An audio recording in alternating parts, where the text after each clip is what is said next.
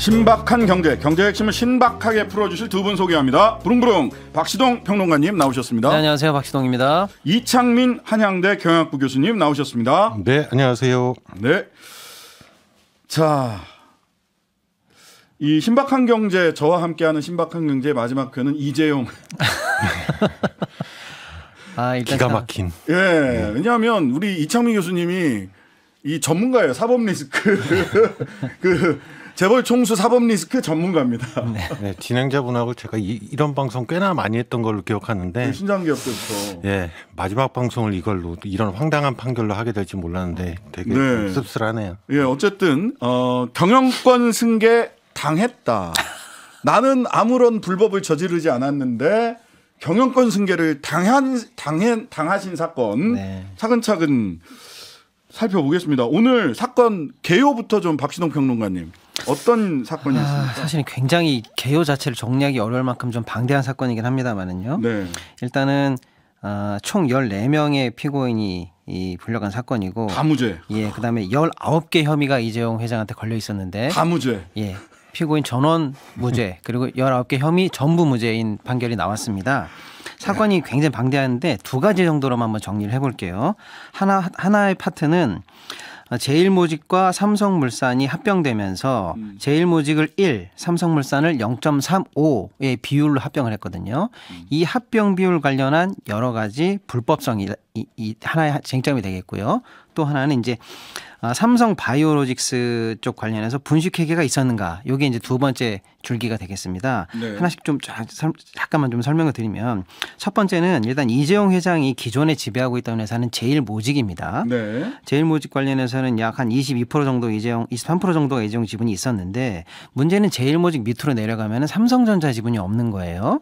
반면에 삼성물산은 자체적으로 삼성전자 지분을 가지고 있을 뿐더러 삼성물산의 자회사격으로 갖고 있는 삼성생명이 또한 삼성전자 지분을 갖고 있습니다. 그러니까 이재용 회장 입장에서는 자기가 직접 많이 보유하고 있는 제일모직으로는 삼성전자 지배가 안 되고 그러니 삼성전자를 지배하기 위해서는 삼성물산을 통해서 간접적으로 지배하면 되겠구나라는 그런 생각을 하게 될 수 있겠죠. 네. 그래서 이제 결국에는 내가 가지고 있는 제일모직과 삼성물산을 합병해버리자. 그래서 내가 삼성물산까지도 지배하자라는 일단 프로젝트가 가동된 것으로 보이는데 문제는 삼성물산이 더 회사가 매출도 크고 자산도 많은데 오히려 삼성물산을 0.35로 쳐주고 제일모직을 1로 쳐서 합병 비율이 결정됐거든요.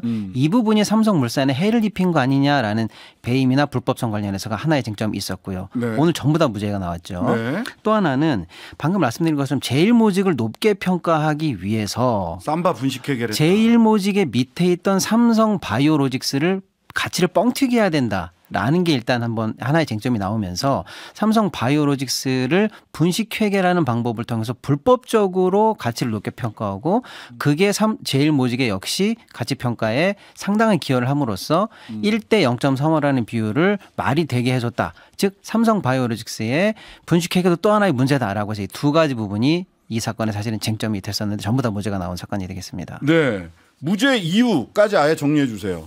네, 일단은 삼성물산과 제일모직 합병 과정에서 재판부 얘기는 이겁니다. 합병에 이 회장의 경영권을 강화하거나 승계하려는 목적이 유일한 목적이 아니다. 사업상의 본래 목적이 있었던 것으로 보인다라는 게 하나 이유가 있고요. 아니 근데 요거는 그러니까 말하자면 경영권 승계가 목적이 아니다라고 얘기를 하는 거는 이전에 국정농단 사건에서 경영권 승계 목적으로 말 주고 어쩌고 저쩌고 막 이렇게 했던 거 삼성이. 그다음에 국민연금이 이 제일모직하고 삼성물산 합병에 찬성을 한 게 죄가 된다 해가지고 국민연금관리공단 이사장 기금운용본부장 전부 다 감옥 가지 않았어요? 국정농단에서 이미 대법원 판결이 났던 다른 건과 정면으로 배치되는 오늘 판결이 나온 거죠. 경영권 승계 목적만 있었던 게 아니다. 근데 앞선 판결에서 경영권 승계 목적으로 해서 감옥들 갔잖아. 감옥들 갔고요. 그러니까 이제 이게 이창민 교수님. 본질은 그러니까 지금 복잡한 내용은 박시동 평론가님이 설명 잘해 주셨는데요. 네. 그러니까 제가 보기엔 본질은 일단은 삼성 그다음에 이재용 회장한테 면죄부를 주기 위하게 무리하게 좀 근거를 만들어냈다는 게 여러 군데서 보여요. 네네. 일단은 지금 잘 지적한 대로 앞선 대법원이나 그다음에 저희 ISDS라고 국제 중재 네네네. 거기 판결과도 정면으로 배치가 되는 거고요.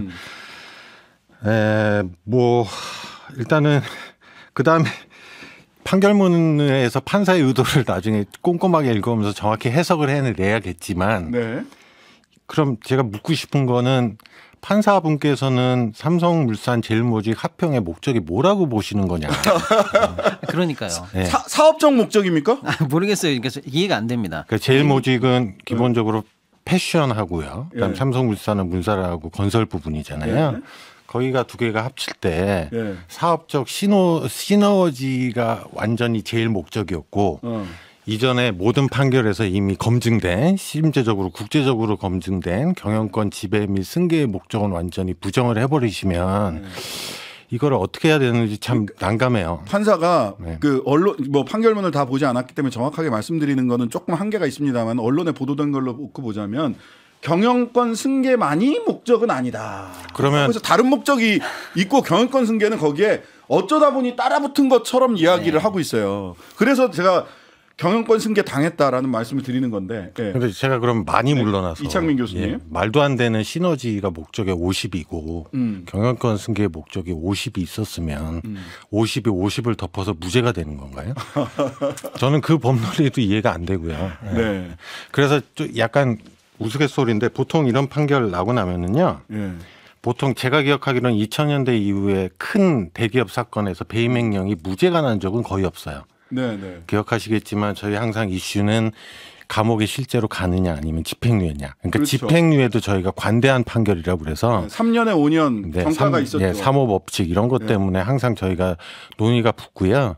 그래서 판결이 나면 기자분들이 저한테 평소에는 연락이 없으시다가 삼성 판결을 나면 연락을 많이 하시는데 네. 대충 그렇게 물어보는 게 집행유예와 실형에 삼성에 미치는 영향이 뭐냐 이렇게 물어보시거든요. 그렇죠. 그렇죠. 오늘은 연락이 없으세요. 아, 무죄가 났습니다.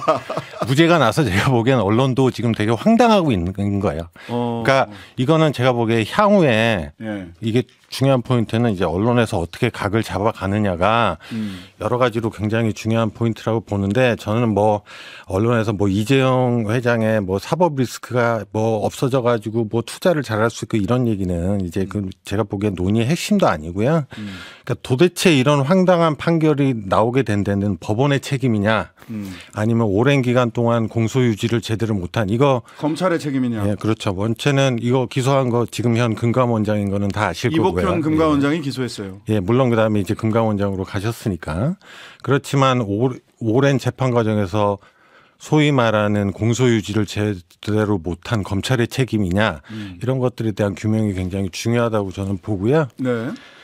그다음에 저는 이게 지금 이재용 회장 말고도 14명, 회계법인 포함 14명이 전원 무죄잖아요. 네. 그럼 저는 이게 어떻게 튈 거냐면 일단 회계법인은 이런 거 무죄 나오면 굉장히 안도의 한숨이라 그렇죠. 회계법인이 전반적으로 한동안 분식회계 이런 거 강조되면서 회계법인도 업계에 긴장감이 상당히 있어서 맞아요. 예, 회계감사나 이런 것들을 열심히 하자 이런 분위기가 확 돌았었는데 네. 이런 시장 분위기에 이 판결 하나로 찬물을 끼쳤기 때문에 회계 시장 또는 회계법인의 분위기도 확 바뀔 거고요. 뭐 분식회계 정도 해도 무죄 나올 수 있어. 예, 굉장히 루즈하게 소위 말하는 바뀌고요. 예. 그다음에 제가 또 하나 굉장히 좀 거슬리는 거는 마지막 방송에서 거슬린다는 얘기해서 죄송하지만 네. 이 미래전략실 부하라고도 연결될 거예요. 왜냐하면 미래전략실장하고 최지성, 김종중 다 무죄 다 받았잖아요. 그러니까 미전실이라고 흔히 얘기하는 그 총수 산하의 전체 회사를 총괄하는 총수 산하의 무슨 비서실 같은 근데 힘이 엄청나게 센 원래 이거 해체하는 게 항상 삼성 이 무슨 뭐 범죄로 누구 감옥 가고 이러면 미전실 해체, 맞아요. 무슨 실 해체, 네. 뭐 기획실 해체 이랬거든요. 근데 이거 부활하게 생겼는데 보니까 힘도 더 세지겠는데요. 법적 실체가 없이 권한만 세다가 미전실의 가장 큰 문제였고 네. 그다음에 이번에 이것도 판사분께서 도대체 무슨 배짱으로 이것도 증거를 완전히 무시해 버리셨는지 모르겠지만 제 기억에는 검찰이 모든 국정농단이나 이런 오늘 이 합병 사건에서 소위 말하는 스모킹건으로 가져갔던 거는 네. G 프로젝트라는 삼성 내부 문건이 있어요. 프로젝트 G라고 네. 되어 있네요. 그러니까 전반적인 지배구조 이런 어떤 경영권 승계를 위해서 이런 것들을 한다라는 그런 것들이 있었는데 그 문서가 그러니까 프로젝트 G에서 그 G가 뭐 재용이다라는 얘기도 있고 거버넌스 네. 그 지배권 프로젝트 어떻게 거버넌스 지배권을 가지고 올 거냐라고 하는 프로젝트 문서가 핵심 증거로 다 앞에 국정농단 사건에서 다 인용이 됐거든요. 네. 근데 그 이제 그런 것들마저도 이제 증거로서의 능력이 없다고 지금 판단을 한 것으로 보이는데요. 이렇게 되면 과거에 미전실이 법적 책임은 안 지고 권한만 행사하고 주로 총수의 사익 추구를 위해서 여러 가지 플랜이나 전략을 짜던 이런 것들이요. 다시 부활할 가능성이 굉장히 높아졌다고 보고 있습니다. 하여튼 이 판결의 여파는 전반적으로 굉장히 안 좋아요. 그리고 자꾸 뭐 이런 것 때문에 뭐 법적 리스크가 없어지고 그러는데 제가 오늘 삼성 계열사 주가 보니 네, 그거는 제가 박신호 평론가님한테 여쭤보려고요. 네. 그래서 예. 무죄가 나와가지고 삼성은 지금 뭐 주식 좀 올랐습니까? 사법 리스크로 인해서 뭐 경제적 사법 리스크 해소 1심에서 무죄 나와서 좀 좋아졌어요? 일단 오늘 제가 삼성 계열사 주식을 쭉 보니까요. 삼성전자 마이너스 1.2, 네? 삼성생명 마이너스 1.5, 삼성바이오로직스 마이너스 1.4, 물산 정도만 겨우 어제 전일과 거의 비슷한 수준이라고 해서 뭐 주식이 급격히 오른다든지 시장에서 환영한다든지 이런 반응은 전혀 없다고 보시면 되겠고요. 네. 일단 제가 교수님 말씀에 이제 덧붙여서 저도 이제 판결문 관련해서 이 어떤 의미로 이걸 해석해야 되나라고 했는데 요새 주식시장의 가장 큰 화두가 사실은 코리아 디스카운트 아니겠습니까? 그렇죠. 저는 이번 판결이 코리아 디스카운트의 정점을 찍고 앞으로 시장에 진짜 코리아 디스카운트 상징적인 사건으로 남을 것 같습니다. 그 이유는 세 가지인데요. 네. 하나는 일단 대법원 판결과 모순되는 판결이 나왔고요. 그게 무슨 말씀이냐면 대법원에서 예를 들어서 지금 국민연금 관련해 가지고 손해를 끼쳤다라는 게 여러 가지로 확정이 돼 있지 않습니까? 제일모직하고 삼성물산 합병할 때 이 합병에 찬성을 했던 국민연금관리공단 관련 이사장 기금운용본부장이 전부 다 네. 감옥 갔어요. 감옥 갔고 그게 사실은 전 국민의 노후 자금인데 예. 그 제대로 주주 가치를 반영하지 않고 찬성함으로써 네. 손실을 봤다. 이게 이제 확인된 얘기인데 이번 판결에서는 이렇게 얘기해요. 주주에게 손해를 끼칠 의도가 있었다고 볼 수 없다.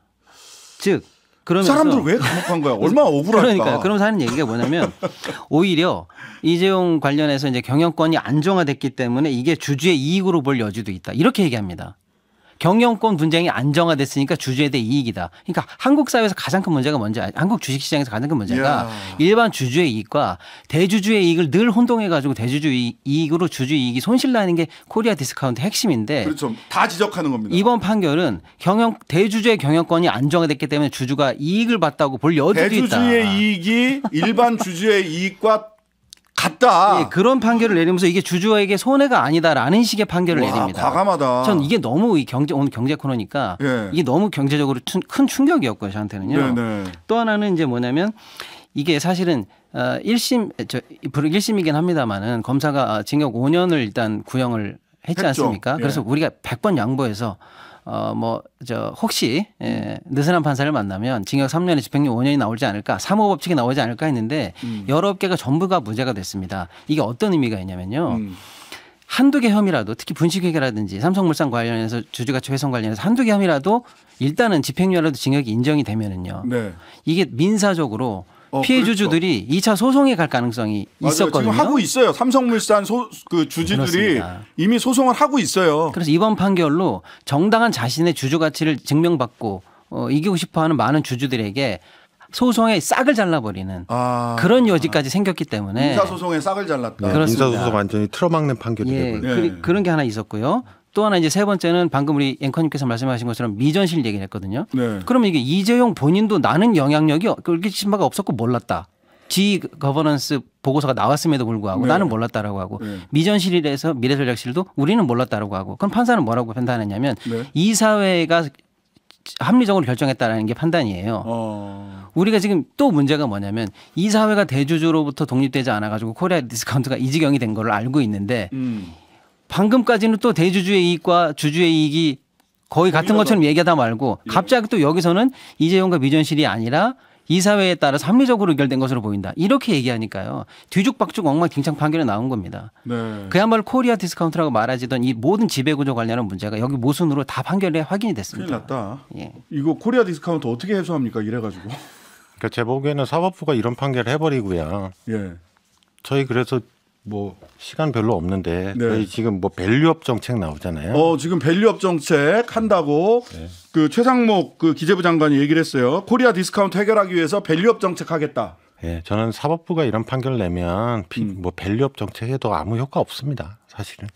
예. 밸류업 정책 뭐 한다고 지금 최상목 장관이 얘기를 한 거예요? 쉽게 말하면 우리나라 주가가 왜 이렇게 낮은가라고 봤더니 그 회사가 가지고 있는 총 자산이 만약에 100원이라고 하는데 시가총액을 다 더했더니 100원이 안 되더라. 네, 네. 그걸 이제 쉽게 말하면 PBR이라고 하는데 네. 어떻게 우리가 PBR이 1이 안 되는 회사가 이렇게 많느냐. 앞으로 해서 그런 것들을 좀 강화해서 PBR 높여가는 정책을 펼치겠다라고 해서 기업 밸류 프로젝트를 한다는 거예요. 그랬더니 시장에서는 야 그럼 그쪽으로 해서 앞으로 주가가 오르는 거 아닌가라고 해서 저 PBR 회사 쪽으로 해서 조금 매수세가 몰리는 현상이 좀 나오고 있는데요. 네. 그게 이제 방금 말씀하신 이제 기업 가치를 높이겠다는 이른바 캠페인인데 그거 자체는 논점이 많습니다만 네. 그러거나 말거나 이게 더 큰 문제인데 이런 문제는 시정이 안 되니 그럼 말초적인 어떤 정책만으로 정말 코리아 디스카운트 해소가 되겠습니까? 그러니까 회사 몇 개 PBR 낮은 회가 저 PBR 회사를 이게 주가 대비 순자산 비율이죠. 네. 주가가 많이 자산에 비해서 주가가 저평가되어 있는 데를 좀 많이 도와주겠다. 정부가. 네. 그럼 회사 몇 개는 뭐 주식이 아니요. 주가가 올라갈 수 정부가 도와주겠다는 게 도와주겠다는 것보다는요. 예. 예를 들어서 이제 그렇게 해서 주가가 올라가려면 분모가 작아지면 되지 않습니까? 네. 그러니까 자산을 줄이려면 야 자사주 빨리 팔어 소각해 그리고 현금 너무 많이 갖고 있는데 배당해 뭐 이런 식으로 좀 압력을 가하면 되지 분모 않을까. 줄이기. 예. 뭘 지원하는 것도 아니네. 정부가. 근데 이게 보시면 결국은 기업이 그냥 뭐 어려운 개념 다 던지고요. 네. 기업이 버는 돈에 비해서 주가가 낮은 건데요. 그럼 기업이 버는 돈을 잘 못 쓰고 있다는 거잖아요. 결국은. 네. 근데 문제는 뭐냐면 저게 한국에서의 핵심은 재벌이고요. 이런 네. 저가 현상. 그러니까 네. 버는 돈을 가지고 자꾸 말 사서 뇌물 주고 그래서 그런 거잖아요. 네. 아니 그런 거잖아요. 알겠습니다. 자, 오늘 그 이창민 교수님 굉장히 답답해 하시는 경제학자로서 모습 봤고요. 지난 1년여 동안 두 분께 좋은 말씀 해주셔서 감사하다는 말씀 다시 전합니다. 이창민, 박신홍 두 분과 함께했습니다. 감사합니다. 네, 감사합니다. 하루 종일 기다려지는 진짜 시사. 평일 저녁 6시 5분 신장식의 뉴스 하이킥.